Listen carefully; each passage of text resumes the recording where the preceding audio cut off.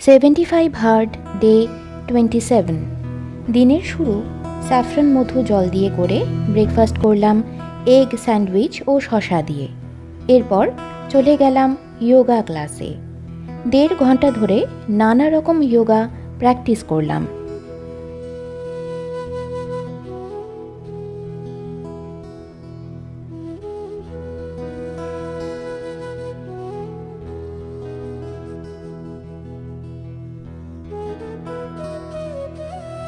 বাড়ি ফিরে খেলাম তরমুজ।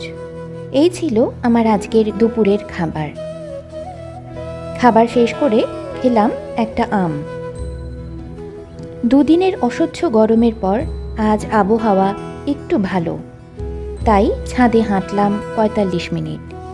এরপর বরাদ্দ জল শেষ করে রাতের খাওয়া খেয়ে কথামৃত পড়ে দিন শেষ করলাম।